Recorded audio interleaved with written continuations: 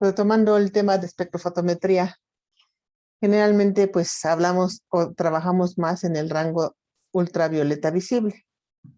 Dentro de estos dos rangos, pues dentro del que más trabajamos todavía es el rango visible, que es el rango que nosotros podemos realmente visualizar con nuestra vista, y es básicamente pues esto que vemos, ¿verdad? O sea, es la luz del sol, que se puede dividir en los diferentes colores, ¿no? Y yo les digo románticamente, ya pasó el 14 de febrero, pues agarran un compacto y le van y le dicen a su pareja, te voy a bajar el arco iris, y pues, con la luz del sol y un compacto, ¿verdad? Les pueden regalar a quien quieran un arco iris, ¿no? Finalmente, pues lo que está haciendo, en este caso SSD, pues es difractar la luz y separarla en sus diferentes longitudes de onda. No muy fino, pero sí la separa tanto que se pueden ver definitivamente los colores que componen, en este caso, la luz del visible, ¿vale? Pues recordando muy en general que la luz se describe tanto en términos de partícula como de onda, es la dualidad de la luz, ¿sí? Y bueno, finalmente tenemos, por lo tanto, tres ejes: el eje magnético, el eje eléctrico y hacia dónde se está moviendo ese rayo de luz, en este caso ese rayo de radiación electromagnética. ¿Okay? Y básicamente lo que vamos a estar utilizando nosotros tiene que ver con la longitud de onda, y es por eso que necesitamos un poco esta gráfica, porque la longitud de onda está definida como la distancia que existe entre dos crestas adyacentes, ¿vale? Y eso se denomina la lambda, que es la longitud de onda, y la frecuencia es el número de oscilaciones completas, por segundo. O sea, lo que genera una onda son oscilaciones por segundo, y sus unidades están en hertz, y la longitud de onda tiene unidades en espectrofotometría UV visible en unidades de nanómetros. En cuanto al campo eléctrico, pues la longitud de onda y la frecuencia se relacionan con la velocidad en base a esta ecuación 1, donde C es la velocidad de la luz, y esta primera ecuación 1 es solamente válida en el vacío. Como nosotros nunca trabajamos en el vacío, sino en otros medios, pues esta ecuación se transforma a esta siguiente ecuación, donde en este caso la velocidad de la luz entre n nos da esta U, y n es el índice de refracción. Aparece el índice de refracción porque no estamos trabajando en el vacío, sino en cualquier otro medio, y cualquier medio tiene un índice de refracción, ¿vale?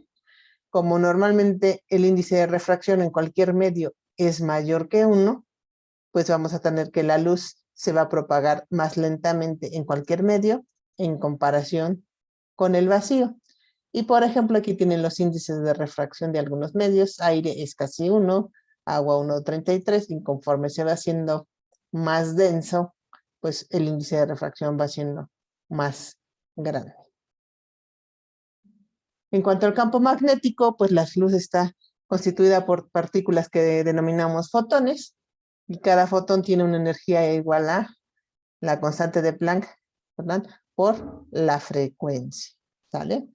Aquí está el valor de la constante de Planck, y si combinamos y despejamos de la ecuación 1 y la 2, tenemos esta ecuación que dice que la energía es inversamente proporcional a la longitud de onda.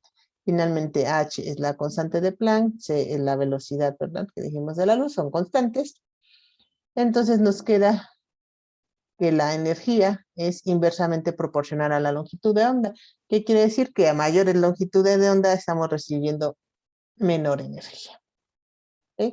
Y esto tiene que ver efectivamente pues, con este dibujo. En este dibujo ustedes pueden ver, ¿verdad? Esta es la frecuencia, vamos de bajas a altas frecuencias, de longitudes de onda grandes a longitudes de ondas pequeñas, y la energía cuántica, otra vez, de menor a mayor energía cuántica, ¿vale?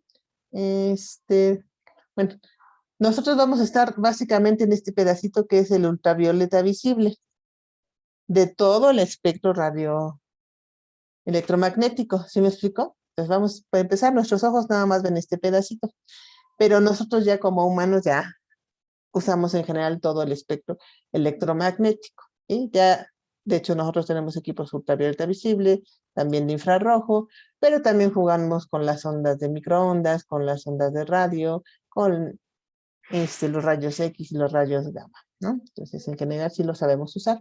Dependiendo de la zona, es el tipo de radiación y el tipo de transición que se tiene. ¿Sí? Entonces, esto lo vamos a ver aquí más sencillo. Nosotros en este momento nos vamos a estar dedicando al ultravioleta visible, aunque básicamente trabajamos mucho más en el visible. Y lo que se ven aquí son transiciones electrónicas. Ujú. Hay otro tipo de interacciones, pero esas interacciones son diferentes en otra región del espectro electromagnético. En general, el UV se trabaja de 190 y aquí es de 380, pues la verdad es que cambia, no porque realmente haya un límite establecido entre el UV y el visible, más bien depende de las lámparas y de los equipos, pues donde hacen esta transición los equipos. Algunos equipos lo hacen en 325, lo más común es que lo hagan en 350 y algunos otros lo hacen en 380. ¿Vale? Entonces, dependiendo de qué equipo y de qué bibliografía ustedes consulten, pues van a tener este límite entre el UV y el visible de alguna manera. Maestra, una cosa, ¿me podría mandar su correo para mandarle lo del reporte? Ah, sí, claro. A ver, Muchas gracias. aquí les escribo uno.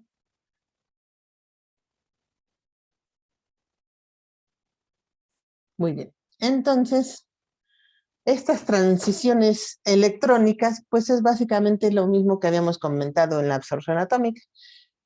Átomos y moléculas normalmente están en un estado basal, en un estado cómodo. Cuando reciben energía y la absorben, pues pasan de este estado basal a un estado excitado. Hay varios estados excitados. Dependiendo de la energía que reciban y del tipo de átomo o molécula, pues será el estado excitado al cual van a llegar. Pero ese estado excitado, pues es un estado que no se puede mantener por mucho tiempo. Es un estado donde finalmente el átomo y la molécula es inestable, puede estar un momento, pero después tiene que liberar ese exceso de energía y cuando emite ese exceso de energía, o sea, regresa el exceso de energía, pues pasa ahora entonces de ese estado excitado a ese estado basal. Y de aquí surgen entonces dos tipos de técnicas. Existen las técnicas que miden la absorción de energía que tomó el átomo o la molécula, o bien las técnicas de emisión de energía, que es la cantidad que emiten de energía una vez que pasan del estado excitado al estado, al estado basal. Y con eso tenemos las técnicas, por ejemplo, de absorción, emisión, ya sea atómica o molecular, y también tenemos las técnicas de fluorescencia, nada más que tienen una pequeña diferencia. En este momento no se las voy a explicar.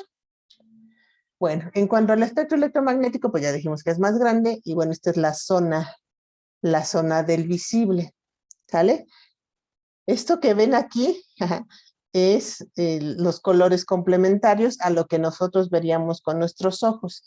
¿Qué quiere decir? Nosotros, los amarillos, que vemos una solución amarilla, realmente presentan absorción por aquí de los 400, ¿vale? Aunque aquí se ve como morado azul. Bueno, pues porque es que este es el color complementario.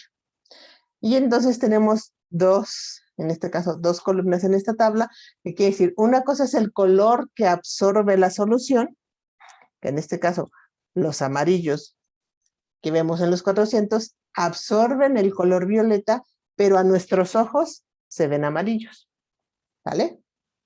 Y entonces de estas dos columnas es importante que ustedes aprendan la del color complementario porque es nosotros el color que vemos de la solución en dónde va a presentar señal, dónde va a, en este caso, a verse una señal.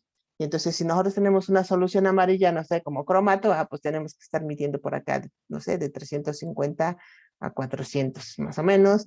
Después vienen los naranjas, los rojos, púrpuras, violetas, los azules y los verdes, ¿vale? Y entonces esta columna pues es realmente la que tenemos que trabajar, que conocer. Entonces hay diferentes métodos espectrofotométricos o bien espectroscópicos y se pueden clasificar de diferentes maneras. Una, pues como ya vimos, es en base al intervalo espectral, o sea, ultravioleta, visible, infrarrojo, etcétera, etcétera. Otra clasificación es en base a la forma de intercambio de energía, ¿verdad? Por eso tenemos, como ya les comentaba, las de absorción o bien las de emisión. Y otras, pues dependiendo del tipo de sistema que estudiamos, un sistema nuclear, un sistema atómico o un sistema molecular, ¿sale? Entre las nucleares, pues tenemos la resonancia magnética nuclear y la paramagnética electrónica. Dentro de las atómicas tenemos, aquí faltó, absorción atómica, emisión atómica y fluorescencia atómica. Y dentro de las moleculares, pues tenemos la ultravioleta visible y el infrarrojo. Maestra, ¿le podría regresar tantito al anterior? Claro. Recuerden que este material está ahí en la carpeta de Dropbox. Gracias. De ahí lo tomo, ¿sale? Muy bien. La radiación, pues es absorbida por una sustancia siempre y cuando corresponda a una energía necesaria para la transición de la sustancia. ¿Qué quiere decir? Pues si lo que vamos a estudiar es cobre, yo necesito efectivamente la energía adecuada para que el átomo de cobre pase de su estado basal a su estado excitado.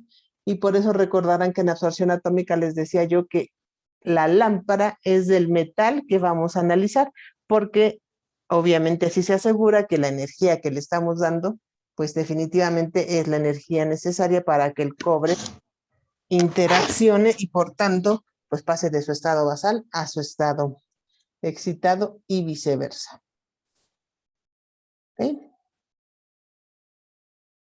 Y dentro de los cambios que podemos tener, en este caso, en el ultravioleta visible, dijimos que son electrónicos. Existen otros, como son los vibracionales y los rotacionales, que tienen que ver con ¿quién? Con enlaces. Pero estos en general, en primero nada más son para moléculas y básicamente son cambios que tienen que ver más con la técnica de infrarrojo.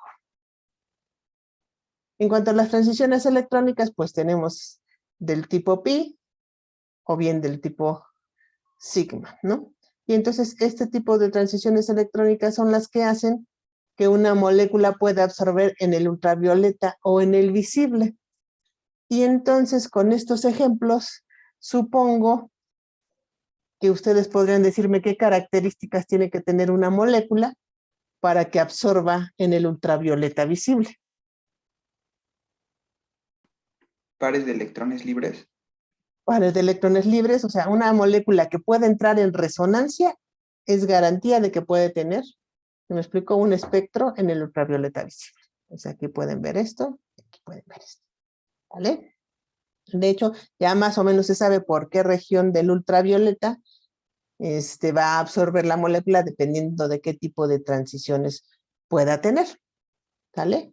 Cuando una molécula no puede absorber, porque a lo mejor no tiene ni un doble, ni triple enlace, ni electrones libres, lo que se hace es introducir un grupo funcional para que pueda ahora sí absorber en el ultravioleta visible, y ese grupo funcional en general se le denomina cromóforo, que es algo como que le da color, recordemos, cromo es de color, entonces es un grupo funcional que va a hacer que ahora sí una molécula que no absorbiera, pues pueda absorber. Y como bien lo dice aquí, generalmente es un grupo insaturado, pero no es restrictivo. Aquí tenemos varios cromóforos simples, obviamente los halógenos, ¿verdad? Y pues los dobles y triples enlaces definitivamente son grupos funcionales que van a ayudar a que absorba una molécula. Ya, como veíamos, más o menos se tiene idea de por dónde estarían absorbiendo, que si se fijan estamos en el rango V, y el coeficiente, vamos a hablar más adelante, o sea, es qué tanto absorbe. Si yo le pongo un ion, ¿verdad? Cloruro, pues va a absorber 200, esa molécula a determinada longitud de onda, pero por ejemplo, imagínense si le pongo este doble enlace, ¿va? Carbono-carbono, pues se va, dependiendo de qué tipo de enlace sea, pues de 6.000 a 14.000. Entonces, pues obviamente los dobles y triples enlaces pues están aportando bastante más. El proceso de absorción que estamos estudiando es, pues ustedes lo van a ver, vamos a tener una celda donde vamos a poner la solución.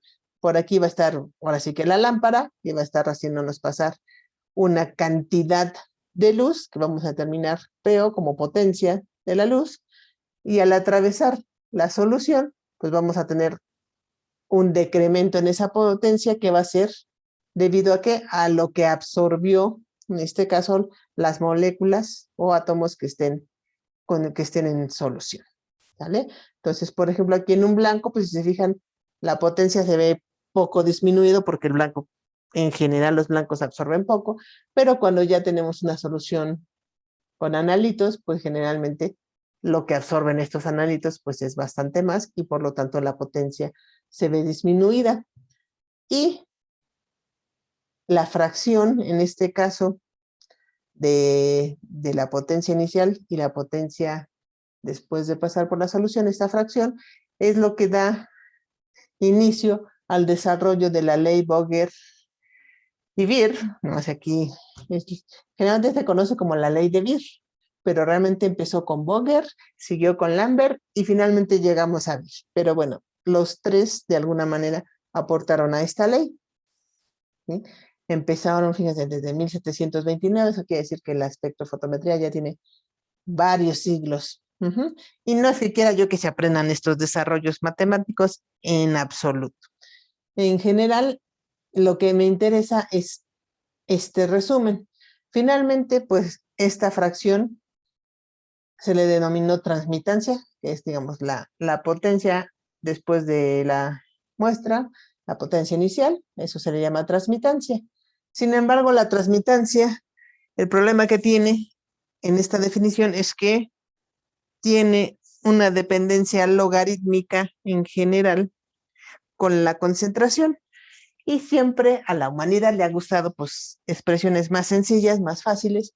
Y finalmente, pues después de un desarrollo matemático llegamos a esta que es la ley de Lambert-Boger-Beer o Boger-Lambert-Beer, donde nos dice que la absorbancia, que no es más que el menos logaritmo de la transmitancia, es igual la absorbancia al coeficiente de absortividad molar a determinada longitud de onda. Esto quiere decir que este coeficiente de absortividad molar va a ser diferente cada vez que cambiemos la longitud de onda por B, o algunas veces lo ponen como L, que es el espesor de la celda, el diámetro de la celda, y C, que es la concentración molar de la especie en solución.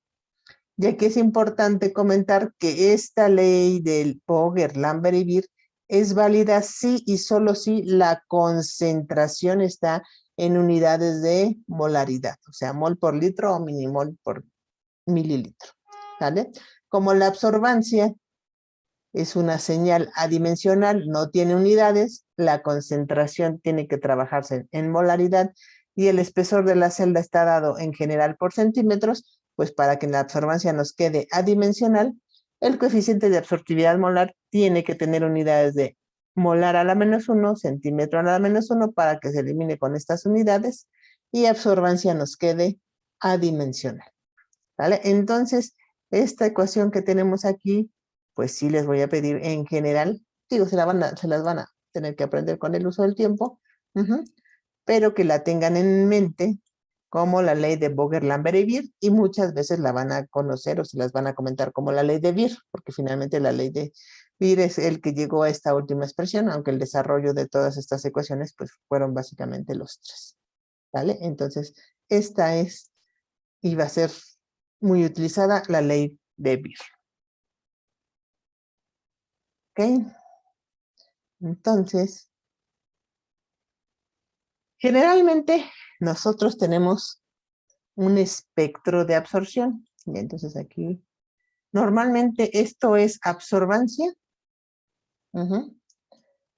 por la ley de Beer, ¿va? y de este lado tenemos longitud de onda. Entonces, cuando hacemos esta gráfica, que por cierto les voy a poner, esta gráfica tiene como nombre un espectro de absorción.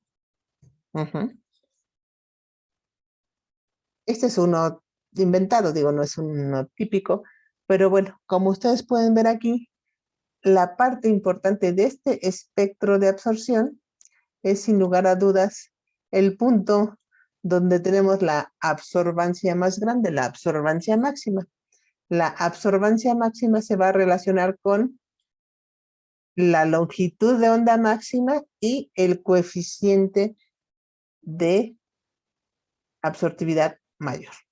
Pues generalmente nosotros a esta longitud de onda donde tenemos la absorbancia máxima, le llamamos a esta longitud, pues la longitud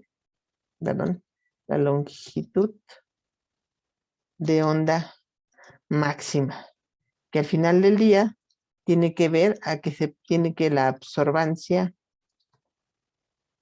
de mayor valor.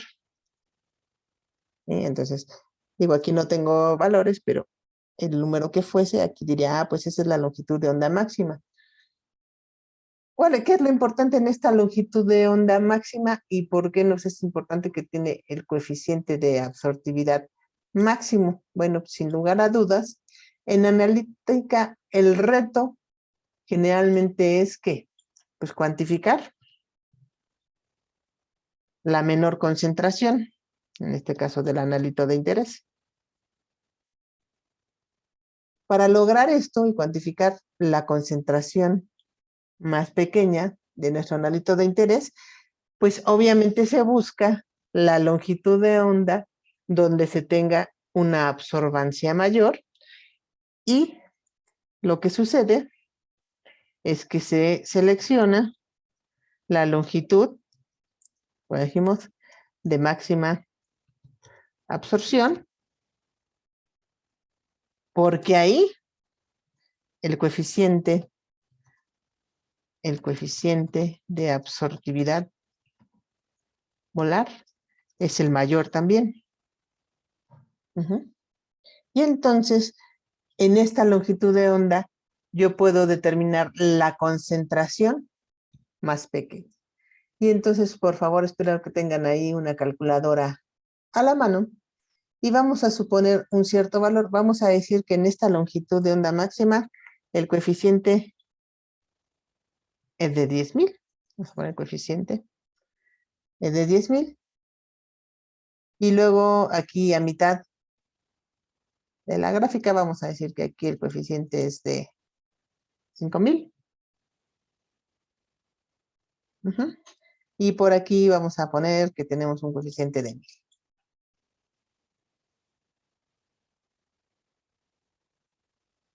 ¿Ok? Y ahora, usando la ley de Beer, que ahorita la tienen muy fresca, donde la absorbancia es igual al coeficiente por L por C, quiero que me calculen la concentración molar. Vamos a utilizar L igual a 1 y ya tienen los valores de coeficiente. ¿Cuál sería la concentración necesaria para yo tener una absorbancia de 1 en cualquiera en estas tres longitudes de onda? ¿Sale? ¿Cuáles longitudes de onda? Pues no les estamos poniendo en este momento un valor, pero esta del corazoncito, aquí le vamos a poner esta de la estrellita y no sé, pues esta de la flechita. ¿Vale? Entonces quiero que me calculen la concentración molar para obtener una absorbancia de 1 si el coeficiente fuera de 10,000, si fuera de 5,000 o si fuera de 1,000. Pues, ¿qué es lo que tienen que hacer? Un despeje bastante trivial, ¿no? Tienen que poner la absorbancia, pues es 1, ¿verdad? Entonces sería 1 entre, y como la longitud del paso es 1, pues sería 1 por el coeficiente de absortividad molar, ¿verdad?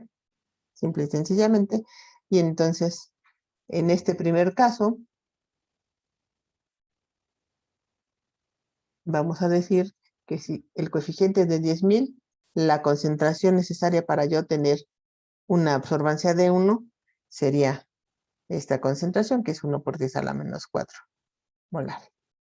¿Vale? Para el caso de 5,000, Pues al final del día me quedó 1 entre 5000. Pues me queda 0.0002 molar. Y si fuese el caso de 1000, pues me queda 0.001 molar. Y entonces, ¿qué es lo que yo puedo ver? Bueno, si yo quiero determinar la concentración más pequeña, definitivamente, ¿en qué longitud de onda me conviene? Pues me conviene donde tenga el mayor coeficiente de absortividad molar. Porque si se fijan, para esta absorbancia de 1 que yo quiero, pues aquí necesito una concentración más pequeñita. Me es suficiente con una concentración de 1 por 10 a la menos 4 para obtener una absorbancia de 1. ¿Sale? En cambio, aquí necesito una concentración, pues, ¿qué? 10 veces más grande. ¿Estamos de acuerdo? Porque al final la absorbancia es, ¿qué? Inversamente proporcional, ¿verdad? A esto. ¿Sí les queda claro? Sí. Esto es muy importante porque, insisto, en analítica el problema no es cuantificar en general. Si yo quiero, por el contrario, cuantificar, no sé, un principio activo que está en alta concentración y quiero evitarme muchas diluciones porque implica más error, pues a lo mejor no tengo que trabajar en la longitud de onda óptima.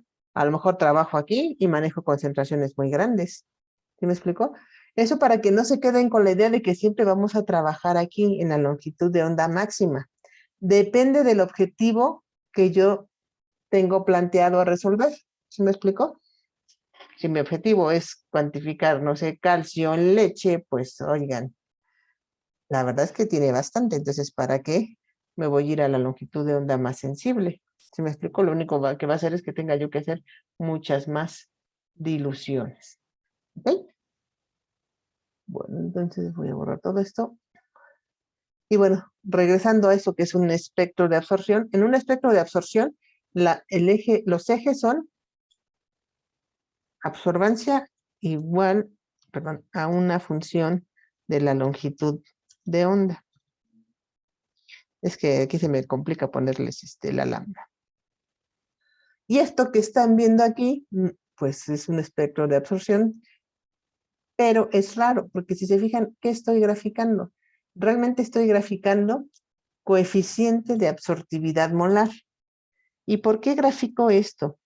Porque es que si yo voy a comparar espectros, en general, lo mejor es hacer esta gráfica de coeficiente contra longitud de onda. ¿Por qué? Porque como pueden ver aquí, la absorbancia depende de la concentración. A mayor concentración, pues voy a tener mayor absorbancia. Sin embargo, si yo grafico contra coeficiente de absortividad molar, el coeficiente es independiente, en este caso de la concentración, es una propiedad inherente, en este caso a la molécula o al átomo. ¿Sale? Y entonces, déjenme les dibujo aquí. Si ustedes piensan que este es un espectro, vamos a suponer que este es un espectro de que les gusta. Pues tiene cara a lo mejor de cobre.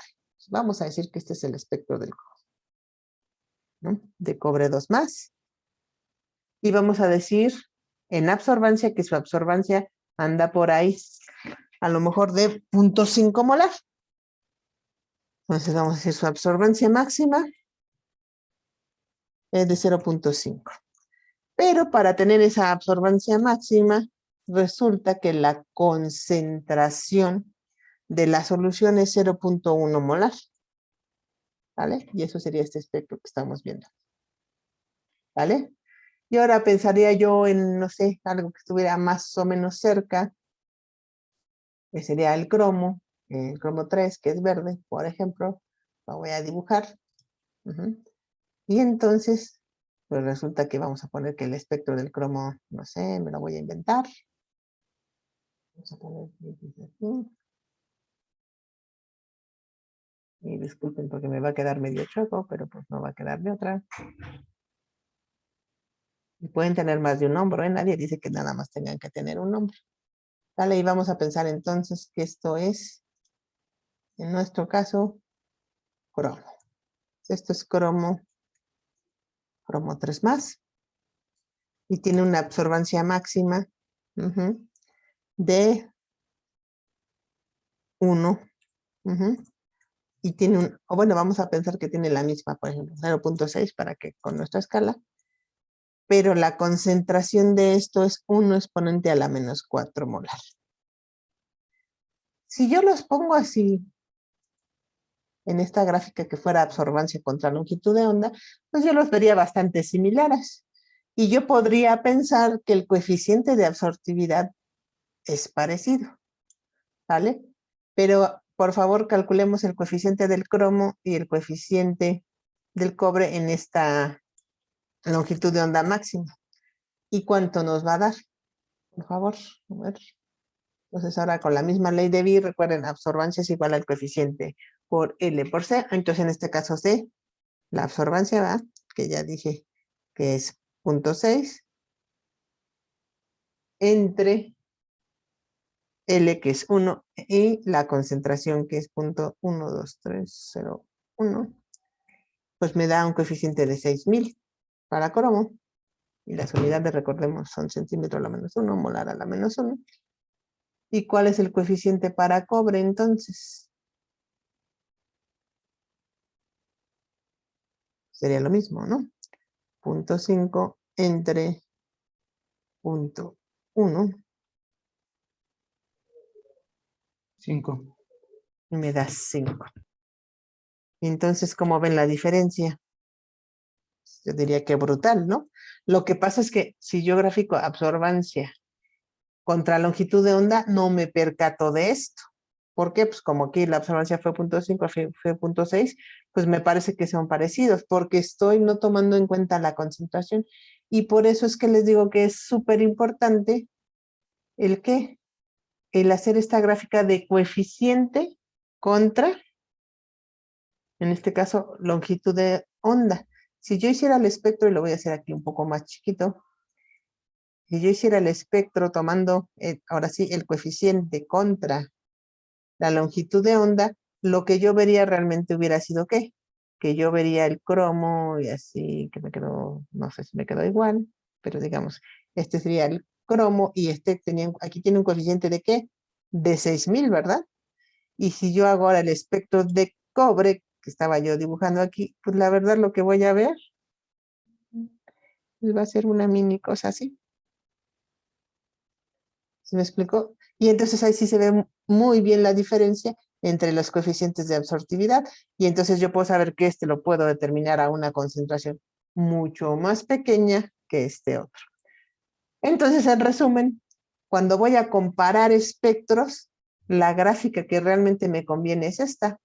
Es la de coeficiente de absortividad molar contra longitud de onda. Pues lo único que tengo que hacer es calcular los coeficientes. Si tengo los valores de absorbancia, pues los voy a dividir todos entre la concentración, en este caso del analito en solución, y se acabó.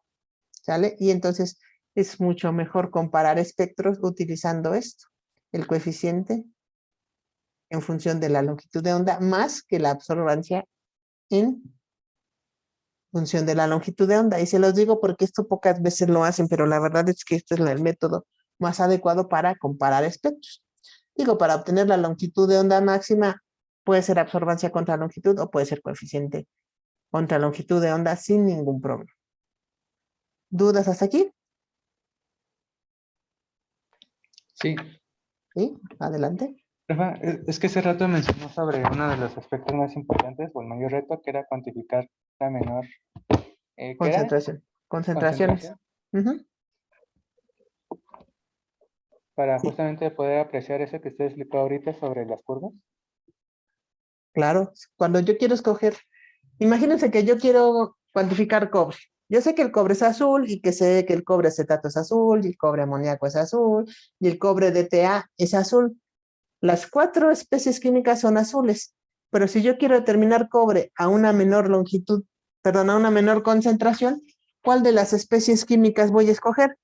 De hecho, tienen el mismo espectro, ¿eh? Todas tienen exactamente el mismo espectro.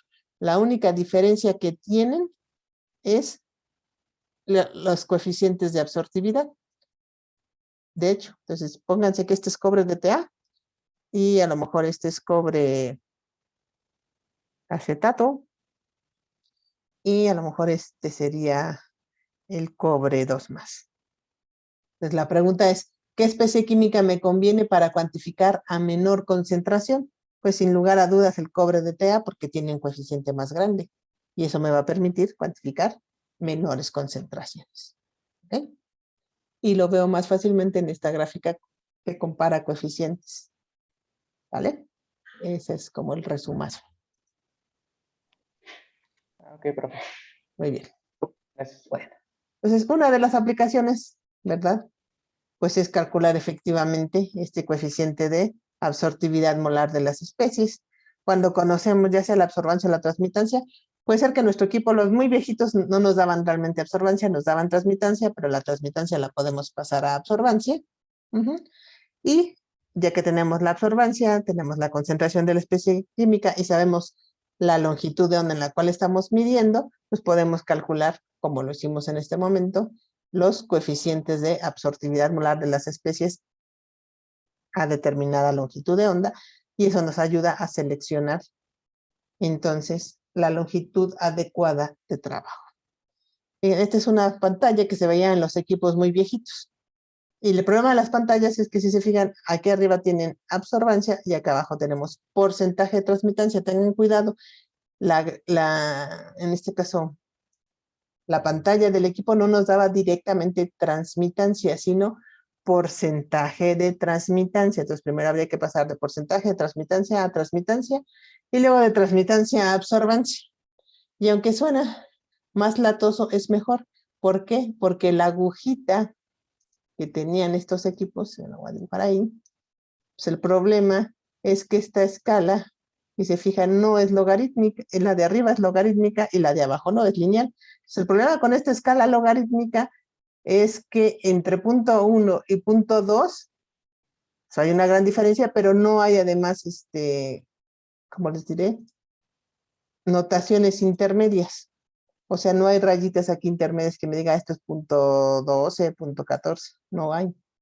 Y entonces cuando cae a mitad de esta rayita, y como es una escala logarítmica, no puedo realmente saber fácilmente qué valor es. En cambio, como esta es una escala lineal y esta sí tenía rayitas, las 10 rayitas o las 9 rayitas, pues yo podía determinar con mucho más precisión transmitancia. Pero pues ahora se los cuento nada más así porque ya esto no pasa. Ya en general no tenemos, creo que, equipos de este estilo.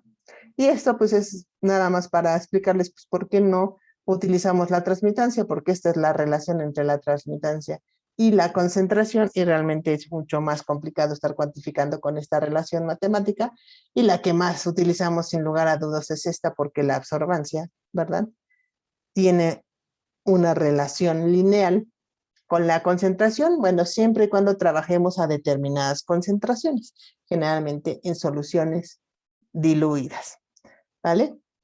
Y de una vez aprovecho esta gráfica, pues esta gráfica, como podrán ver, es una curva de calibración y en general así les pediría yo que la representaran, o sea, puntos experimentales como puntos, no que me los unan, y la línea de regresión definitivamente es la línea que va a unir mejor esos puntos.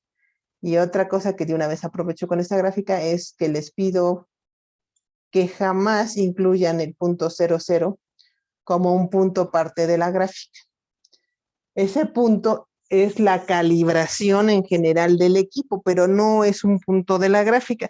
Si ustedes lo incluyen, están forzando o están tomándolo como un valor, ¿verdad?, parte de esa gráfica, y obligan un poco a que la regresión pues lo contemple y por lo tanto se acerque a 0, cuando pudiera no pasar por 0, ¿vale? Entonces, cuidado y no incluir este punto porque no es un punto de la gráfica, es el punto, pues la solución que se utiliza para calibrar el equipo, ¿vale? En general, con la ley de Beer otra vez, la absorbancia es igual al coeficiente por L por C, y se fijan, aquí lo que estamos haciendo es que Y es igual a una constante, bueno, en este caso, por la pendiente por X, que es la concentración. Entonces, la pendiente es igual al coeficiente por L, sí y solo si el analito de interés da la propiedad, en este caso que es la absorbancia. ¿Sí? O sea, si el analito de interés es la especie que me da la absorbancia, pues la pendiente es igual al coeficiente por L. En pocas palabras, siendo L generalmente igual a 1 centímetro, a no ser que nos indiquen otras cosas, pues yo puedo decir que en general la pendiente, ¿verdad?, es igual al coeficiente de absortividad molar a la longitud de onda que se utilizó para medir, ¿no?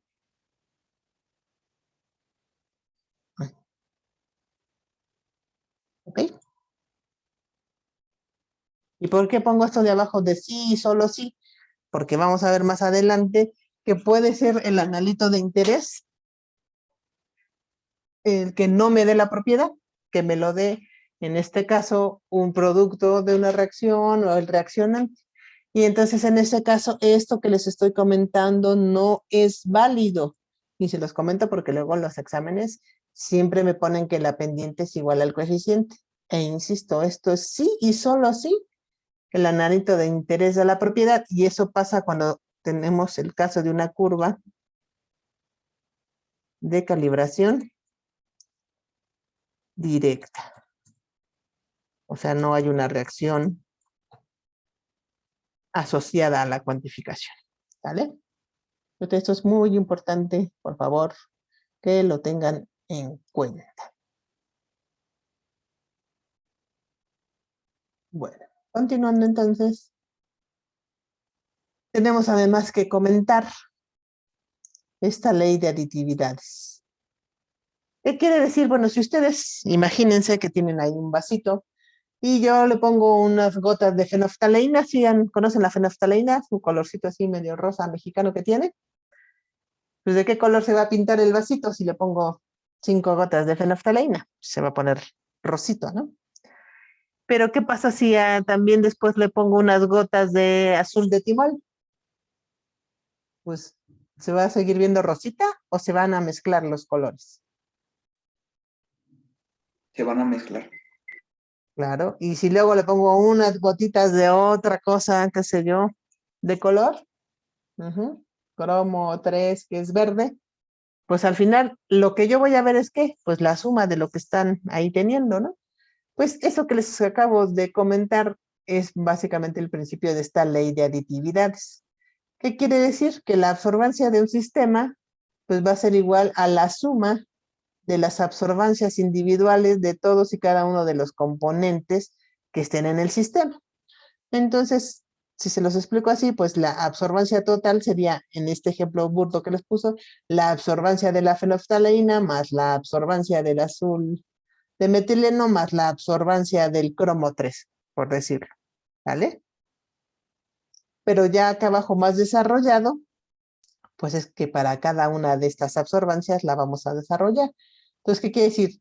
La absorbancia total sería el coeficiente, ¿verdad?, de la fenolftaleína a la longitud de onda que estamos midiendo a una sola por la longitud de la celda, que va a ser 1 por la concentración de la fenolftaleína, más el coeficiente del azul de metileno por la longitud de la celda por la concentración del azul de metileno, más el coeficiente del cromo por la longitud de paso óptica por la concentración del cromo.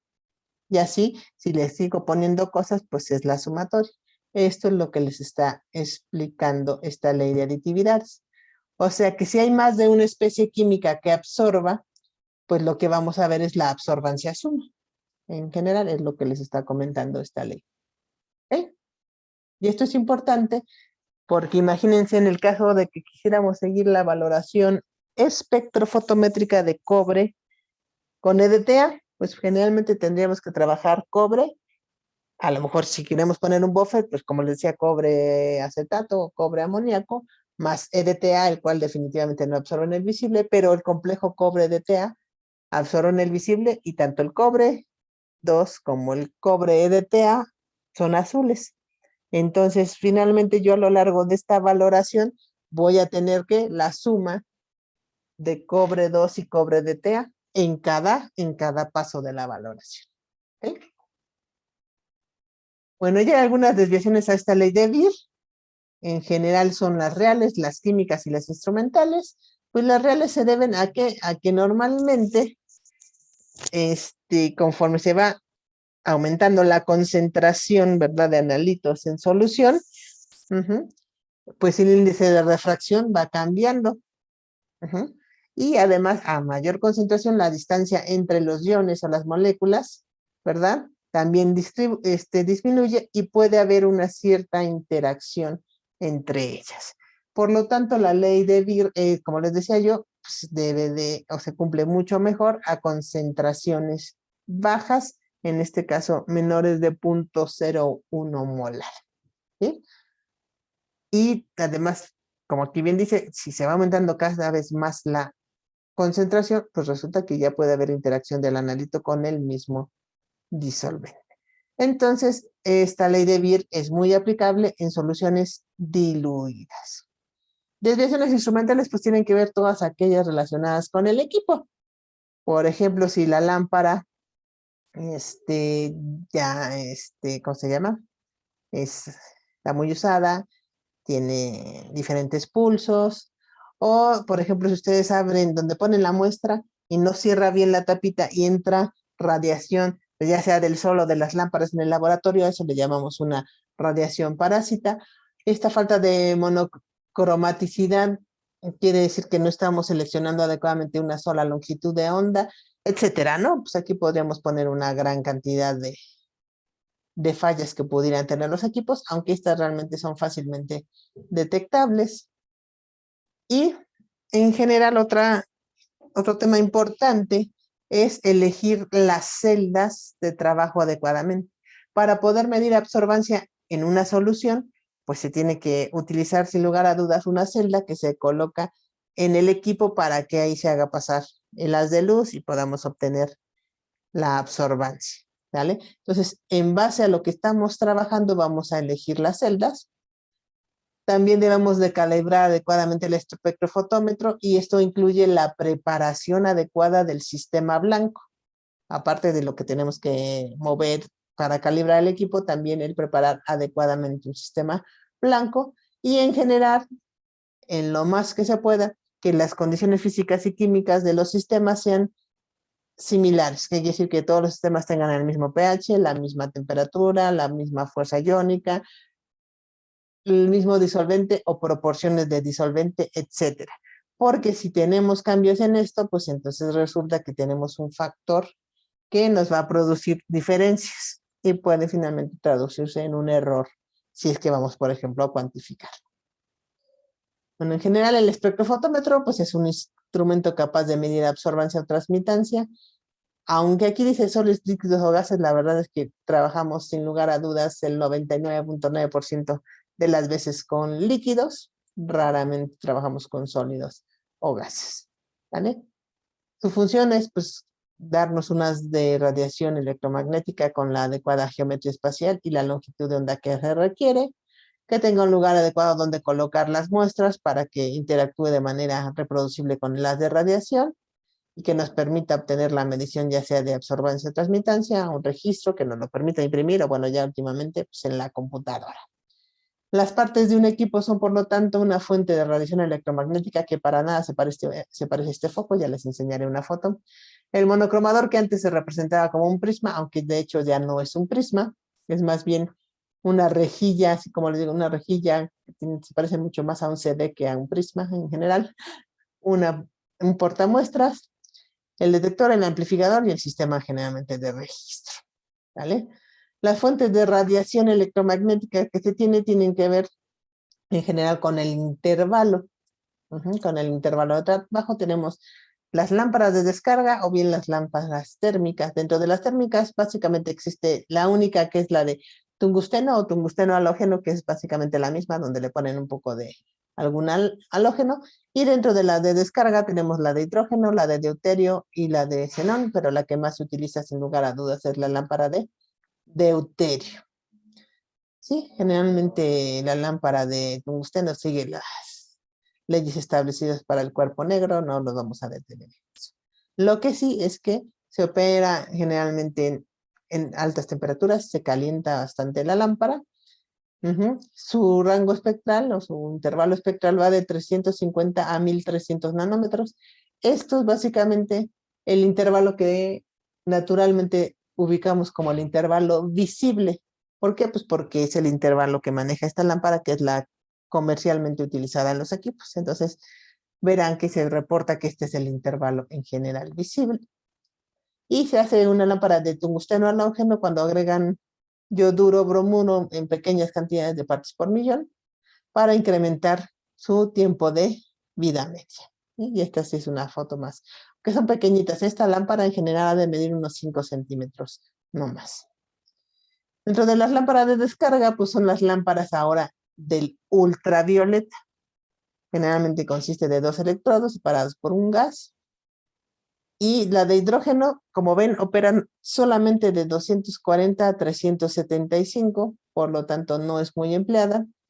La de deuterio, que es la más empleada, trabaja de 180 a 400 nanómetros y por eso se complementa mucho con la de tungsteno, porque la de tungsteno quedamos que es de 350 en adelante, entonces tenemos esta como V y la de tungsteno como en el rango visible. Y finalmente la de xenón, que realmente sería como una buena lámpara única para el intervalo Webis. El problema es que esta se trabaja a alta presión y estamos hablando de una alta presión bastante fuerte, ¿no?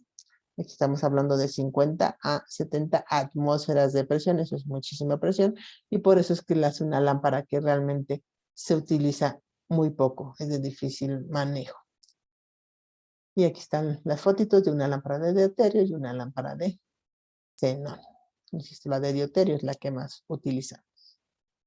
La otra parte muy importante de los equipos es el monocromador. Y aquí entienden bastante bien lo que es el monocromador. Cuando, insisto, ustedes toman un CD y lo ponen a la luz del sol, se difracta y se separa el arco iris. Bueno, pues eso es lo que está haciendo en general el monocromador y lo hace con unas rendijas que se llaman. En este caso, pues entra la luz y se va a difractar. Y se va a difractar cada vez más. ¿Para qué? Pues para poder obtener una sola longitud de onda y para eso necesita estas rejillas de difracción. Y básicamente pues lo que tienen estas rejillas es que tienen estas rendijas donde se va separando la luz. ¿Vale? Entonces eso es lo que estamos viendo y es lo que pasa básicamente en el CD, como les digo, y aquí pues una foto de cómo se vería, ¿no? Aquí están las de luz y aquí cómo se empieza a dividir y luego lo que es que no nada más es uno, hay varias rejillas para ir seleccionando definitivamente la longitud de onda de trabajo. Ya los equipos modernos miden cada 0.01 nanómetros, entonces por eso es que hay que difractar muchísimo la luz, ¿no? Entonces hay de diferentes dimensiones y diferentes materiales, las rejillas esas de difracción, y bueno, así se verían. Que es más o menos como se ve un CD quemado, por eso es que se quema el CD, porque con un láser le hacen estos surcos, ¿no? De alguna manera. Y el fotomultiplicador, pues, que es el detector. Y bueno, para que lo entiendan así más rápido, pues ustedes lo que tienen es que la energía, ¿verdad? En este caso, en forma de fotón, lo que hace es que lo multiplican estos dínodos y luego se traduce a una señal eléctrica, la cual al final pues, nos da una lectura digital de absorbancia en general. Como buen amplificador, lo que está haciendo este detector es amplificar, en este caso, la señal de los fotones y de alguna manera pues es lo que vamos a medir, ya, o lo que en este caso pasa a un circuito eléctrico y se transforma en una medida de absorbancia. En cuanto a las celdas, pues definitivamente es un consumible muy importante dentro de la medición y tenemos de 3 tipos, las de cuarzo, las de vidrio y las de plástico. Definitivamente las reinas y las que siempre quisiéramos utilizar son las celdas de cuarzo, porque las celdas de cuarzo son adecuadas tanto para medir en el ultravioleta como para medir en el visible. Las de vidrio en general solamente son adecuadas para medir en el visible, al igual que en general las de plástico, dependiendo de qué plástico, como pueden ver, pues la de poliestireno sí, el visible 100% y el metacrilato, pues a lo mejor pellizcan un poquito el UV. Pero esto es en cuanto a región, en este caso, UV o visible. Pero hay que tener cuidado. Por ejemplo, ¿por qué? Porque no siempre trabajamos soluciones acuosas. Lo más común es que sí, pero puede ser que no. Y también hay una cierta desventaja con el plástico, que muchas soluciones muy coloridas, si se ponen en una celda de plástico, se absorben al plástico y entonces ya quedan pintadas las celdas y ya no sirven. Y lo mismo pasa con el plástico cuando trabajo un disolvente que no sea 100% agua. Si trabajo, no sé, agua metanol, agua etanol, pues definitivamente atacan al plástico. Y ni qué decir si trabajo otro disolvente, como cloroformo, tetracloruro de carbono, directamente atacan el plástico. Entonces, aunque yo vaya a medir en el visible, pero voy a utilizar una mezcla de solventes o un solvente diferente al agua, no puedo utilizar celdas de plástico, ¿vale? Entonces, en ese sentido, pues realmente nos quedamos con las de vidrio para el visible y las de cuarzo, pues para el UV o para el UV visible, porque cuando estamos haciendo un espectro de absorción, normalmente lo hacemos en ambos rangos, en el ultravioleta y en el visible. Las celdas, pues aquí pueden ver, tienen diferentes conformaciones en general. Las más comunes son de este estilo, que miden 1 centímetro por 1 centímetro, pero hay más delgaditas, hay pues más gruesas, de diferentes configuraciones, pues dependiendo del equipo y para qué se necesite. Y aquí es donde ahora sí vamos a volver a recordar la ley de Beer. ¿Qué pasa si la celda no mide 1 centímetro? Por ejemplo, hay celdas de 5 centímetros de espesor. Bueno, entonces eso va a afectar definitivamente la medición. Va de hecho a ayudarme a obtener ¿qué? Absorbancias más grandes, porque hacer una longitud de paso más grande me va a ayudar a determinar concentraciones menores. Sí, el precio a pagar es que tengo que tener muchísima más muestra. No es lo mismo llenar esta celda que llenar esta celda. Y como pueden ver aquí, también hay celdas más angostas. O sea, a lo mejor si tengo una concentración muy elevada, pues lo pongo en esta celda. Y como la celda es más pequeñita, pues ahora me va a dar una absorbancia más pequeñita, pero también necesito menos volumen, ¿sale? Entonces, pues es decisión finalmente de nosotros la celda que vamos a utilizar en cuanto a material, pero también en cuanto a ancho y demás. Y estas son realmente fotos de las celdas. En general, las celdas de cuarzo tienen aquí una Q, generalmente tienen tapón, ¿sale? Y bueno, esto es lo que les acabo de enseñar hace un rato, porque existen también dos configuraciones en cuanto a los equipos. Está el espectrofotómetro de un solo haz, quiere decir que nada más hay un haz que va a lo largo de todo el equipo, y tenemos un espectrofotómetro de doble haz. Pero retomando, este H sí es de los viejitos, como les digo, aquí se ve la pantalla. Aquí abajo tenemos, en este caso, las absorbancias, y acá arriba tenemos el porcentaje de transmitancia. De lo que les decía, aquí las separaciones son equidistantes lineales y aquí son logarítmicas. Este equipo nada más permitía leer hasta absorbancias de 1 en general. Y bueno, pues ya hay espectrofotómetros un poco más modernos.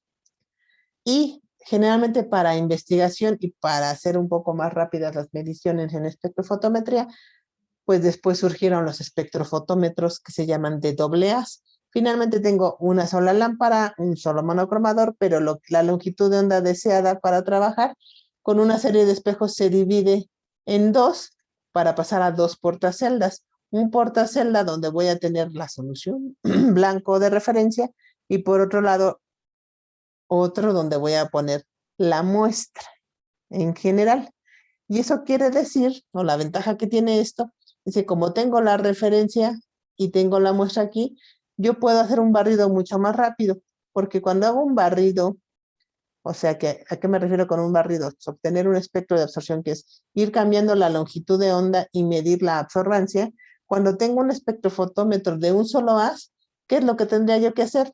Pues tendría yo que poner, primero calibro con aire, luego calibro, bueno, pongo mi celda con mi sistema blanco, calibro a 0, y luego pongo mi muestra y mido la absorbancia. Pero en el momento que cambiase yo la longitud de onda, tendría yo que repetir este proceso. ¿Qué quiere decir? Pues calibrar con el blanco y luego medir la absorbancia de la muestra. Cambiar la longitud de onda, calibrar con el blanco y medir. Y eso pues se hace de verdad muy engorroso. Cambio, cuando tenemos este espectrofotómetro de doble haz, lo que se tiene, sin lugar a dudas, es la ventaja de que pues se está restando siempre el blanco porque está presente a la muestra y entonces el espectro se hace rápidamente. ¿ya? Entonces, esa es la ventaja de este espectrofotómetro de doble haz. Y entonces en la facultad, pues sí, en general tenemos también este equipo y las demás partes es lo mismo. Entonces, lo único que cambia es que ahora tengo dos portaceldas, una celda para la referencia y otra para la muestra, y tengo una serie de espejos. Y aquí lo que lee el detector es la diferencia entre la muestra menos el sistema blanco, y es lo que grafica. Y bueno, son generalmente equipos más robustos utilizados, pues sí, para docencia, pero sobre todo para investigación. Ya hay una gran cantidad de marcas y demás. ¿En qué se puede aplicar la espectrofotometría ultravioleta visible? Bueno, pues en muchísimas cosas. En el ámbito farmacéutico, pues es muy utilizada para la determinación de impurezas. ¿Por qué? Pues cuando yo tengo este equipo, yo debo de comparar, ¿verdad?, el espectro de un estándar, qué sé yo, de mi compuesto de interés, y si tengo por ahí una señal diferente en una longitud de onda diferente, o digamos que el espectro de absorción es diferente, pues puedo saber que no nada más está mi compuesto, que hay algún otro compuesto, ¿vale? Y pues obviamente para análisis cualitativo y análisis cuantitativo. Elucidación de compuestos orgánicos, bueno, es que cuando yo tengo, digamos, un compuesto orgánico desconocido, yo tengo que hacer una serie de técnicas para saber qué compuesto es. Y obviamente la primera que empezaría yo, pues un poco, es con esta, por aquello de que en el ultravioleta ya vimos que dependiendo de los tipos de enlaces, pues puedo yo saber qué tipos de enlaces químicos tiene. La verdad es que en nuestros días ya no se utiliza mucho para eso. Para eso realmente se empieza ya directamente con un espectro de infrarrojo, después con un espectro de masas y finalmente con una resonancia magnética nuclear. ¿Sí? Pero bueno, hasta hace tiempo sí se utilizaba como la primera técnica. Y en cuanto al análisis cuantitativo y cualitativo, bueno, pues en el cualitativo, pues es tratar de caracterizar algunos compuestos. Entonces, si yo asumo que tengo un compuesto puro, lo disuelvo, hago el espectro y lo comparo, ¿verdad?, con el espectro de una solución estándar, si me da exactamente igual y tienen la misma concentración, pues ya puedo saber que efectivamente eso es lo mismo contra lo que estoy comparando. Pero para lo que más se utiliza, sin lugar a dudas, es para el análisis cuantitativo. Y para eso normalmente se hacen curvas de calibración, curvas de adiciones patrón, curvas de valoración, y se pueden hacer análisis de un solo componente o de varios componentes, o sea, uni o multicomponente, y también puedo jugar con análisis por derivadas. Otras aplicaciones, pues no sé si ustedes alguna vez lo habían pensado, pues ¿de dónde salen esas constantes de acidez, basicidad, complejación y precipitación? ¿Verdad? Bueno, pues se puede utilizar, hay métodos utilizando la técnica de espectrofotometría UV visible, pues para determinar estas pKs. También se pueden determinar por métodos potenciométricos u otros métodos, pero en general todas esas moléculas que absorben, pues se pueden hacer esta determinación de constantes.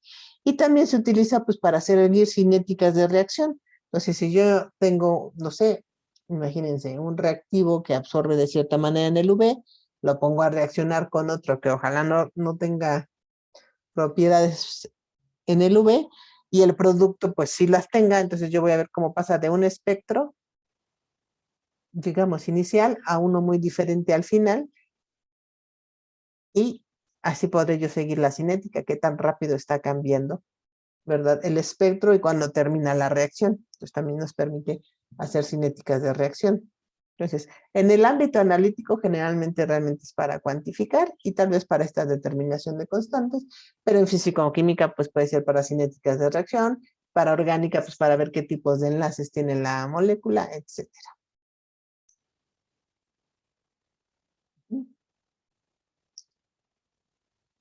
Creo que con esto termina esta presentación. Exactamente. ¿Dudas hasta aquí? ¿No? Bueno, Todo bien, profesor. entonces, No, profe. gracias.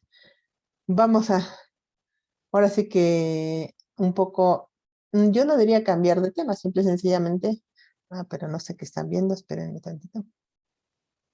No sé qué compartí. Ahora sí. Pues dentro de los métodos de cuantificación, y que son los que ustedes van a estar utilizando, pues ya utilizaron la curva de calibración, entonces vamos a empezar a revisar las curvas de calibración y la siguiente clase las curvas de adición patrón. Y bueno, en general, una curva de calibración directa se denomina porque, como ustedes pueden ver aquí, la propiedad la da la especie de interés. Entonces, si yo voy a determinar, como les digo, cobre que es azul, ustedes saben, pues yo sé que el cobre me va a dar color. Si es azul, ya lo conozco, y entonces no tengo que tener una reacción química para poder determinar cobre. Entonces, no va a haber una reacción química porque si yo hago una serie de soluciones de cobre a diferente concentración, yo sé que la absorbancia que voy a medir pues es diferente porque la absorbancia es proporcional a la concentración. Para una curva de calibración se necesitan en sistemas al menos 5, ¿vale? Yo recomendaría a lo mejor unos cuantos más, unos 7, por si en el laboratorio algo me sale mal, pero bueno, estrictamente hablando son 5 sistemas estándares, o sea, de concentración conocida, y al menos un sistema pues, con la solución problema para cuantificar. Y son sin dilución, o sea, lo directo tiene que ver básicamente con el primer enunciado, que es que el analito de interés es el que nos da la propiedad y no hay reacción química asociada. Y este tercer renglón tiene que ver con lo que es una curva de calibración. Por un lado la solución es estándar y por otro lado la solución es problema. Y sin dilución quiere decir que el volumen de todos los sistemas es igual y constante, o sea, que todos los aforo a 10 o a 25 o los llevo a un volumen constante igual. Y en base a la ley de Beer, pues la propiedad ya vimos que es directamente proporcional a la concentración. Y bueno, esto matemáticamente, como herramienta, pues la propiedad es directamente proporcional a una concentración. Si eso lo paso a igualdad, me queda que la propiedad es igual a una constante de proporcionalidad por la concentración del analito estándar. Pero esta concentración del analito estándar en un sistema de medición, pues es como preparo ese sistema.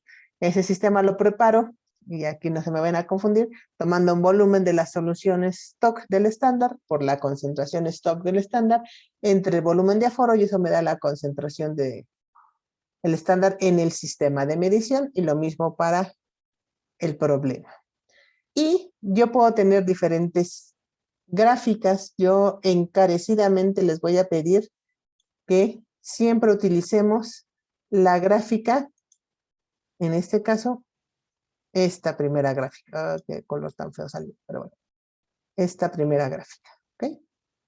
Donde vamos a graficar la propiedad, que en nuestro caso, aquí lo pongo genérico porque esta presentación no solamente es para espectrofotometría, hay otras técnicas como conductividad y demás que también pueden utilizarse, pero la propiedad es diferente. Pero en nuestro caso vamos a tener aquí absorbancia, y aquí lo que vamos a tener como eje X es la concentración, digamos, del analito estándar, y estas van a ser en el sistema de medición. ¿Y cuál es el sistema de medición?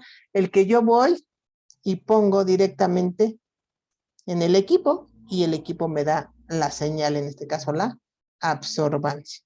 Entonces yo les voy a pedir que en general sea esta la representación gráfica, aunque es innegable que ustedes pueden graficar contra milimoles o contra volumen. El problema es que cuando cuantifican, pues si ustedes interpolan, ¿verdad? Si interpolan aquí, digamos, la absorbancia, pues lo que van a obtener pues, son milimoles, porque ese es el eje X, y cuando ustedes interpolen aquí, pues lo que van a obtener es volumen. Y para cuestiones cuantitativas, realmente lo que nos interesa es la concentración, por lo tanto, esta es la mejor representación que podemos utilizar, ¿vale? En general, bueno, la gráfica, pues sí, esta sería la ecuación, entonces, ¿verdad? La propiedad es igual a la constante por, y todo esto que tienen aquí, definitivamente es lo que yo le llamé, ¿qué? La concentración en el sistema de medición, ¿sale?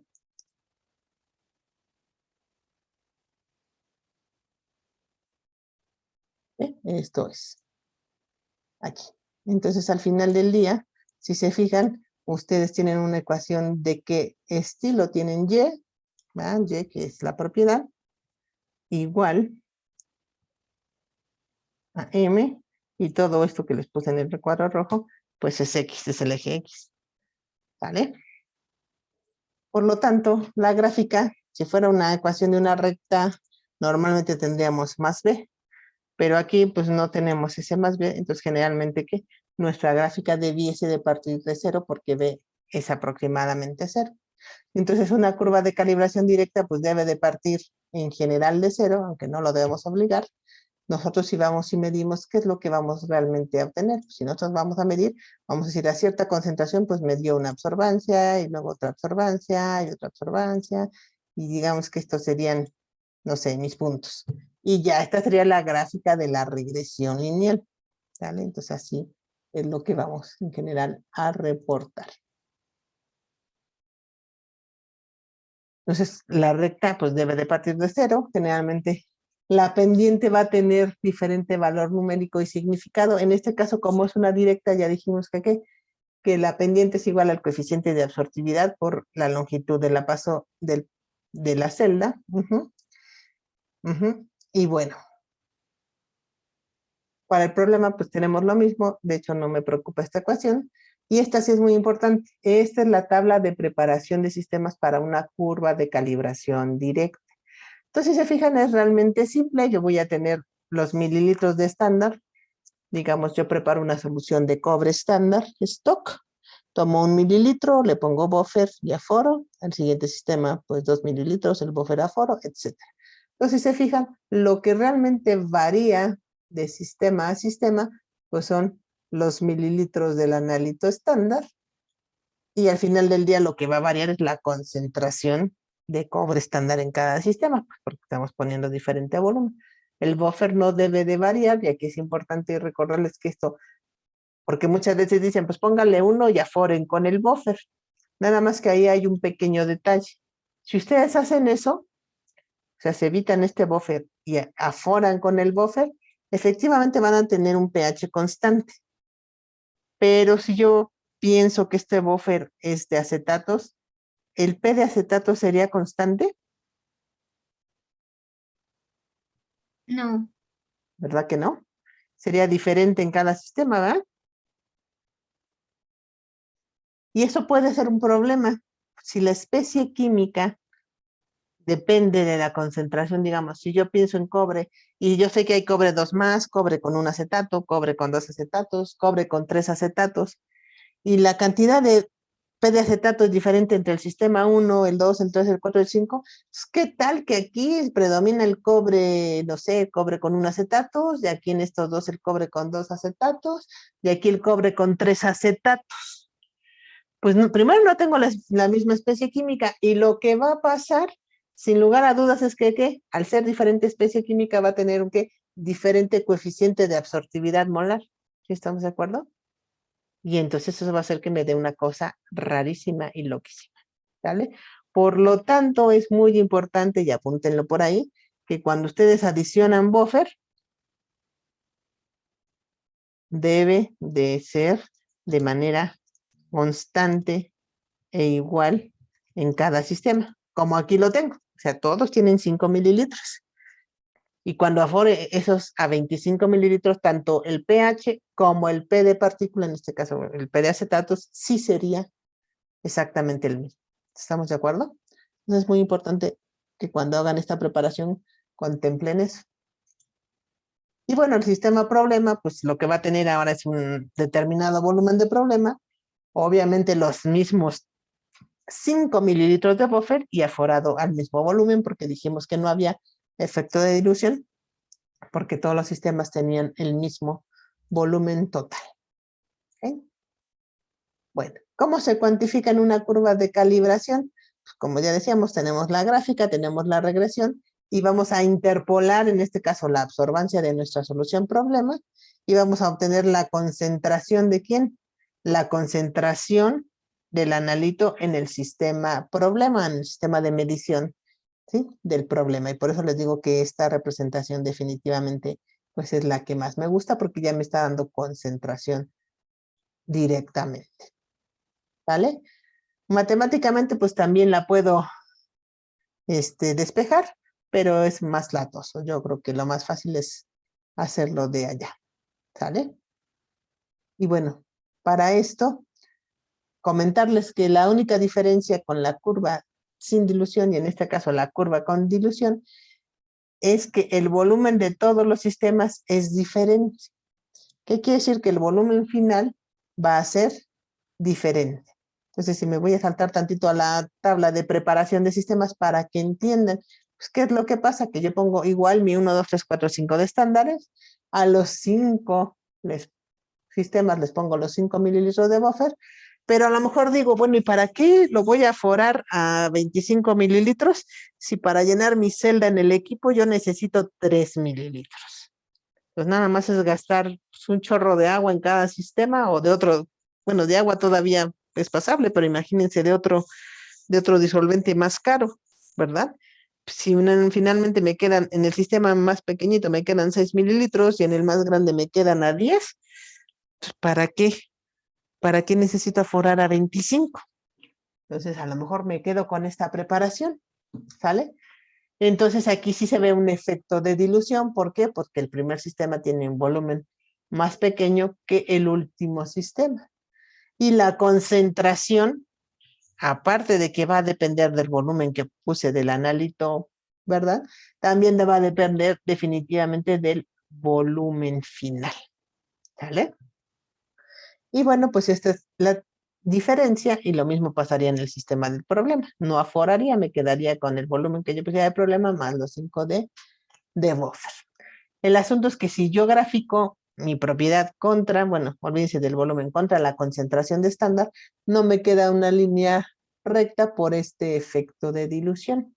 Y entonces, pues lo que hay que hacer es un truco matemático, realmente. Ese truco matemático tiene que ver con que yo tengo esta ecuación, que es la misma que repasábamos hace rato, y las matemáticas dicen que si yo multiplico ambos lados de una ecuación por el mismo factor, no se está alterando nada, ¿sale? Y fíjense aquí, la concentración de X, que también lo vimos hace rato, pues es el volumen de estándar stock por la concentración del estándar de stock, nada más que aquí no sería un volumen de aforo, sería este volumen total, pero el volumen total ¿a qué es igual? Pues al volumen, en este caso 0, que es un volumen constante, que son los 5 mililitros, más el volumen agregado de la solución estándar. Entonces yo puedo ahora poner esto como, en vez de poner un volumen aforado, pongo volumen inicial constante más el volumen agregado. Y entonces hay que corregir matemáticamente este efecto de dilución y lo que yo les decía, pues lo que tengo que hacer es multiplicar por este factor a ambos lados de la ecuación.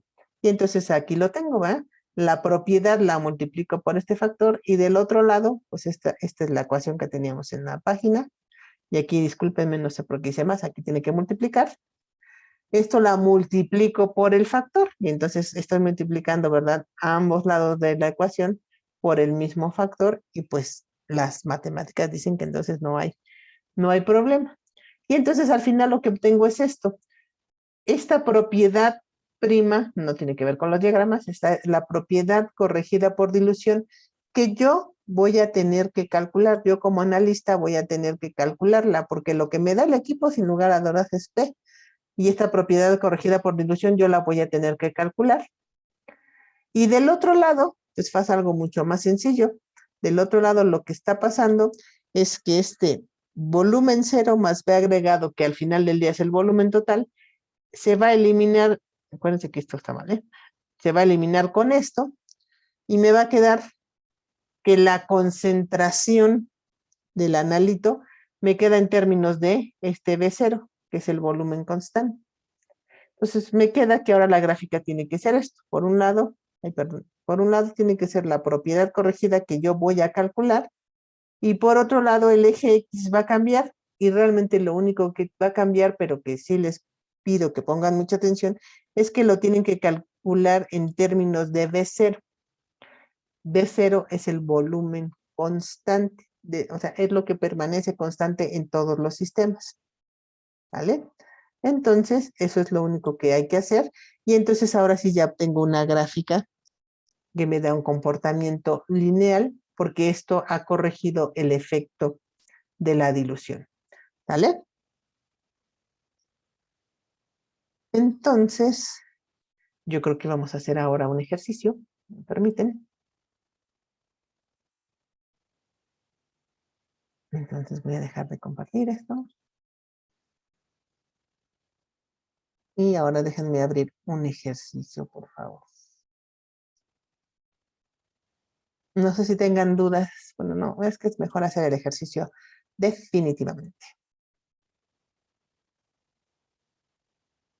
Nada más que... Bueno, empecemos con uno que no tenga efecto de dilución y luego hacemos uno con el efecto de dilución. Bueno, si nos alcanza el tiempo, esperemos que sí. Entonces, a ver, espérenme.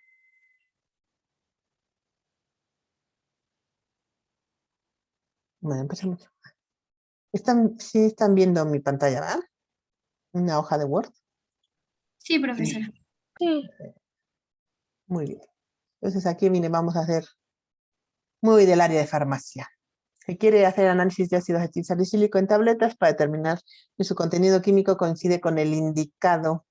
Ah, pero no, es que aquí hay una reacción. No, necesitamos uno más con la pena, todavía más sencillo que esto.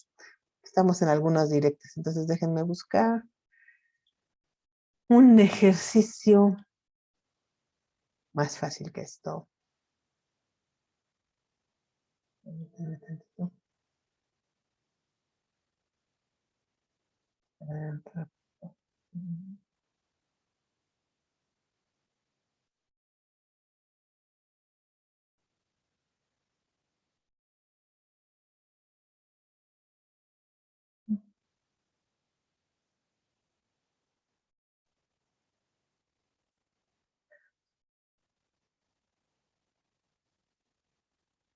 Este es un reporte de calcio, muy bien.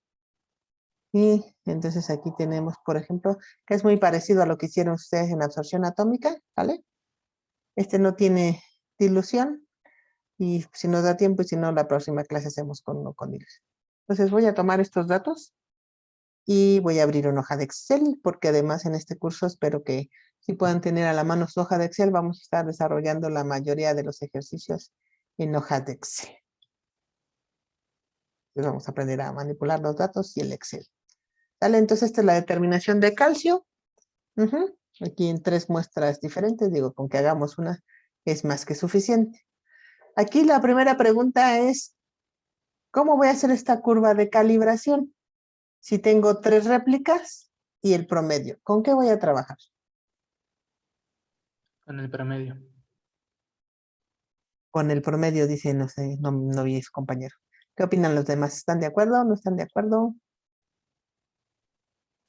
Sí, graficando el promedio con el calcio por partes por millón. ¿Alguien que no esté de acuerdo entonces? Con todas las réplicas, ¿no? De hecho, lo más adecuado, efectivamente, es tratar todos los datos. Entonces, si quieren, podemos, miren, si hacemos el promedio, cuando vamos a hacer las gráficas, híjole, espera no tardar. Vamos a hacer la primera gráfica. Entonces, bueno, aquí ya no vamos a hacer cálculos y demás, ya no nos dieron. Entonces vamos a hacer el promedio. Y les voy a decir por qué no me gusta el promedio, de manera muy rápida. Entonces, hagamos la gráfica de promedio. Estamos la gráfica. Como les digo, puntos experimentales como punto. Y cuando hagan la regresión, hay que agregar línea de tendencia. Lo que tienen que hacer es pedir la lineal, pero no pedirle esto de la intersección, nada más la ecuación y esto. Si ustedes ponen esta intersección, él toma el punto 0,0 como un punto de la curva y eso está erróneo. Lo estaríamos forzando a que pase por 0. De hecho, ya bastante pasa por 0. ¿Sale? Bueno, los ejes de esta gráfica definitivamente van a ser ¿qué? Esto es absorbancia. Y de este lado es la concentración de calcio, pero cuidado porque esto es en partes por millón, y si me pidieran calcular el coeficiente de absortividad molar, primero tendría que pasar las concentraciones a moles. Y ahora entonces déjenme hacer la gráfica que yo considero que es la adecuada, y ahorita vamos a ver por qué es la adecuada. Cuando ustedes tienen 3 réplicas o más, digo, no importará cuántas tuvieran, la verdad es que estarían desaprovechando todos los datos de estas réplicas si solamente utilizan el promedio. Esa es la verdad y por eso es que vamos a utilizar en general todos los datos. Entonces, bueno, para empezar, lo que vamos a hacer es tomar todos los datos de todas las concentraciones. Ahora los tengo que poner así porque es la única manera como Excel entiende que son réplicas. ¿Sí me explico? Si yo graficara como los tengo ahorita, lo que me haría, si quienes lo vemos, es que me haría 3 curvas de calibración, pues eso no es lo que yo quiero. Pues de hecho, no son 3 curvas, es una sola curva con 3 réplicas. Entonces, lo que yo necesito es hacer pues sí, este listado, perdón, estaba así, y vamos a ver la diferencia entre la gráfica de promedio que acabamos de hacer y la gráfica que en este momento vamos a plantear con todas las réplicas. Y ustedes me van a decir que ven parecido, que ven diferente. Bueno, no. Vamos a hacer la gráfica.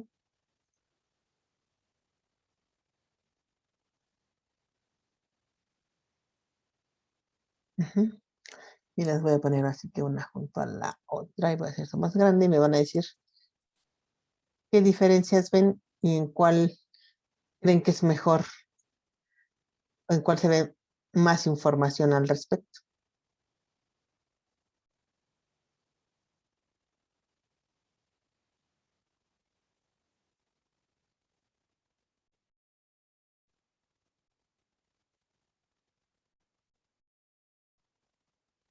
Ahí están. Para empezar, ¿me dio la misma regresión lineal? Sí, Pues sí y no. Tengo la misma pendiente, tengo la misma ordenada al origen, pero no tengo el mismo coeficiente de determinación R cuadrado.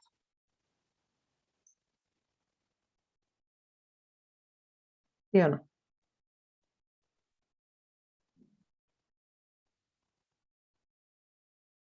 ¿Sí o no? ¿Sí ven que aquí me da .983 y aquí me da .9997?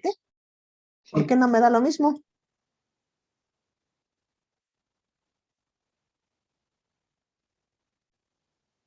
Le vamos a analizar más a detalle las gráficas. Ahí tenemos las dos. La que tiene la regresión en rojo es con las repeticiones y la que está todo en azul, no. ¿Sale? Pues me da un poco, realmente no es que baje mucho, pero baja, porque si se fijan, aquí yo veo la dispersión en las repeticiones. ¿Sí están de acuerdo? Déjenme abusar aquí de esto y les voy a poner aquí, no sé, .06. Ah, pues, no, pues no lo cambié mucho, entonces .1. Ah, pero es que lo tengo que cambiar acá abajo, no, perdónenme. Pues imagínense que voy a poner un punto loco, ¿no? Voy a decir que .06, no, me dio .1. Pues, ¿qué va a pasar aquí? Voy a ver que de las 3 lecturas, una está muy diferente, ¿verdad? Y a lo mejor hacer un estadístico de la prueba Q, a ver si sí pertenece o no pertenece. En cambio, ¿qué pasa si yo cambio ese valor efectivamente acá? Pues van a ver que no cambiaría tanto, ¿vale? Si yo hago, una vez saquemos el promedio de esto, sería discúlpenme. Bueno, de hecho lo que podríamos hacer aquí es quitar estos y hacer con la pena vamos a hacer la ecuación, hay que aprovechar el Excel, promedio, y vamos a hacer los promedios aquí. ¿Vale? Entonces, ya.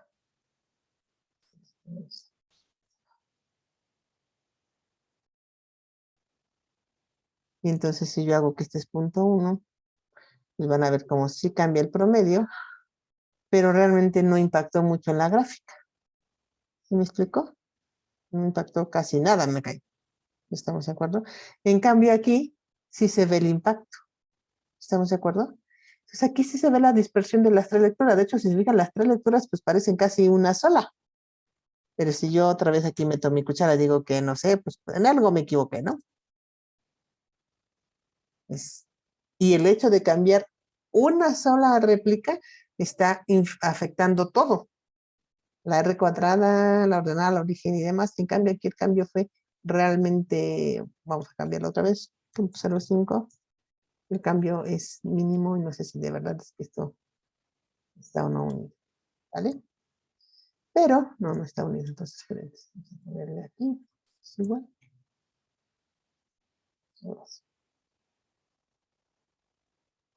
Ahí está. Pues ya tengo los mismos cambios ahora sí en esta gráfica que en esta gráfica, pero vean que como el impacto no es tan grave. Aquí cambió a 0.94, pero aquí cambió a 0.79, ¿sí me explicó? Entonces, obviamente, cuando uso todas las réplicas, pues cualquier cambio en las réplicas es mucho más fuerte en la regresión, ¿vale? Entonces, ya en conclusión y para no retrasarme más, pues, ¿qué hago? Definitivamente tengo que utilizar, ¿qué? Utilizar todos los valores. Y así es como se hace. Si es esta talachita de ponerlos así, pero definitivamente me deja ver estas dispersiones. Definitivamente me lo deja ver mejor, ¿vale? Entonces, eso es lo que tienen. Maestra, entonces tengo una duda. Entonces, ¿para qué sacaríamos el promedio si es correcto mejor usar todas las absorbancias que tenemos? Tú no sacas el promedio, el equipo de absorción atómica te da el promedio. Ah, ok. O Gracias. sea, el equipo de absorción atómica les da todo esto. ¿Sí me explicó? Y es decisión de ustedes con qué trabajan. ¿Ok? Adelante. Los que están levantando su mano, abran su micrófono. Profesora, ¿sí me escucha? ¿Sí? Adelante. Aquí sí aplicaría lo que nos había mencionado que aplicaba para la pendiente, que es igual a la absortividad por L, solo si, bueno, solo si sí da la propiedad, que en este caso es la absorbancia. Aquí también aplicaría, por ejemplo, nuestra pendiente. No, no, y lo dije hace rato, porque ¿cuál es el eje X? Concentración de calcio en partes por millón. Y la ley de Beer es válida solamente para concentraciones molares.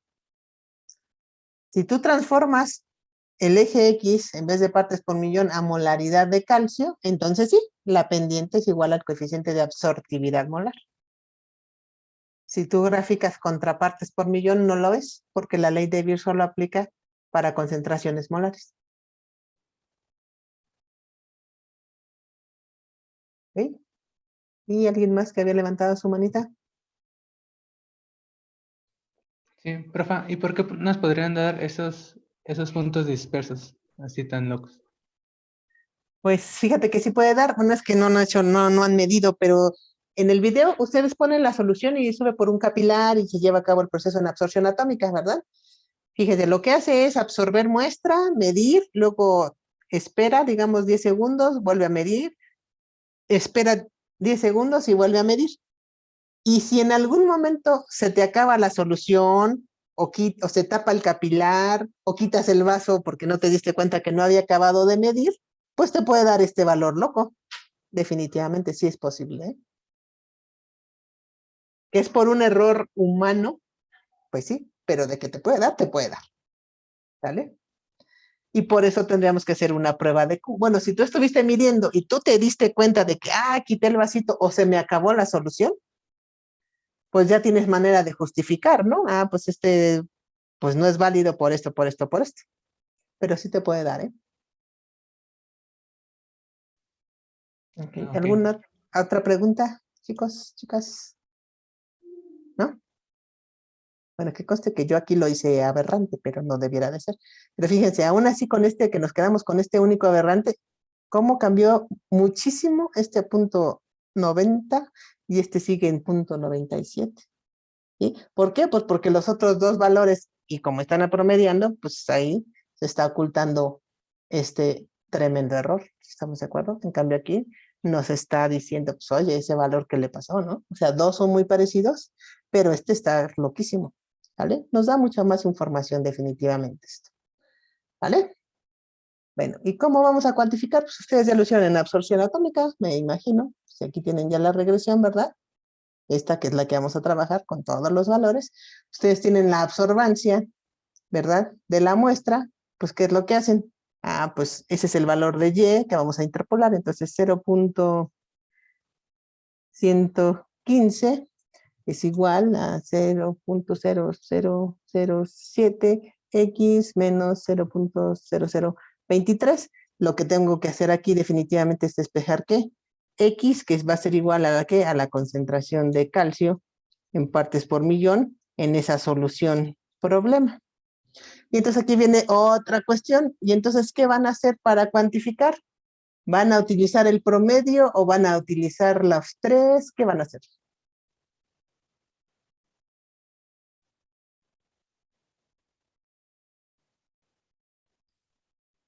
¿Qué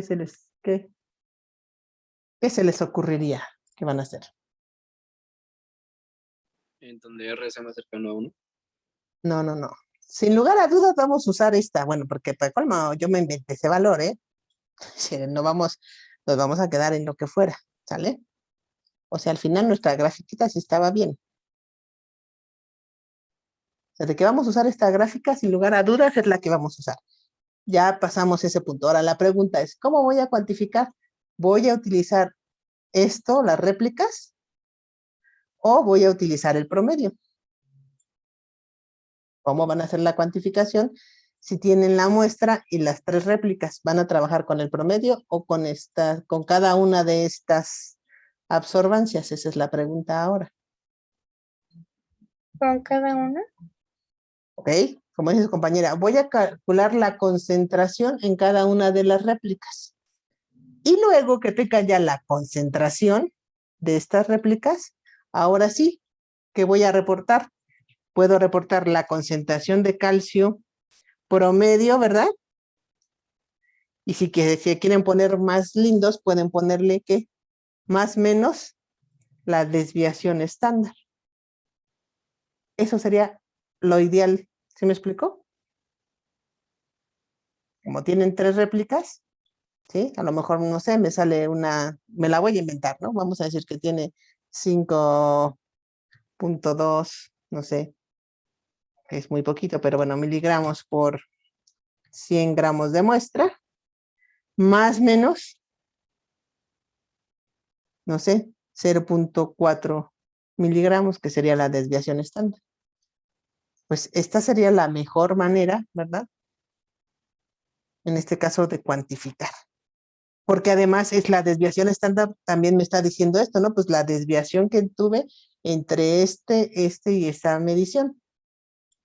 De hecho, la verdad de que haciendo bien este experimento, yo debería tener 3 muestras independientes de leche líquida y cada una tendría que tener sus 3 réplicas, ¿vale? Y entonces esta concentración de calcio promedio sería de las 3 muestras independientes, más o menos su desviación estándar. Pero aquí, pues como nomás tenemos las réplicas, pues haríamos lo mismo, ¿sale? Entonces así sería el tratamiento. Entonces con esta absorbancia, luego con esta y luego con esta, calcularía la concentración de calcio para la réplica 1, la réplica 2 y la réplica 3. Ahora sí calculo el promedio y la desviación estándar. Y eso es lo que yo reporto. ¿Ok? Y así para cada una de las muestras. Digo, aquí no lo vamos a hacer porque no tenemos el tiempo, pero así sí me era importante que vieran cómo se manejaba esto de las réplicas. Y que les quede muy, muy claro, por favor, que esta es la gráfica. De hecho, a lo mejor hasta en la combinación de colores queda bien. Puntos experimentales como puntos y línea de regresión como recta. ¿Sí? Y miren, fíjense, ahora vamos a borrar esta regresión. Entonces, ¿me deja? No me dejó. Me va a dejar eliminar todos los datos. No. Vamos a hacer aquí abajo, entonces la voy a volver a graficar. Y vamos a ver la diferencia cuando le pedimos el intercepto.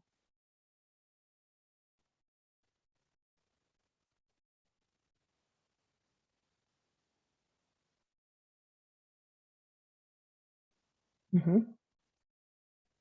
¿Se fijaron que le dije que ahora que me pusiera lo del intercepto? Fue realmente la única diferencia que hice. Y ahora vamos a compararla. ¿Qué es lo que está pasando ahora? ¿Qué hizo con mi ordenada al origen?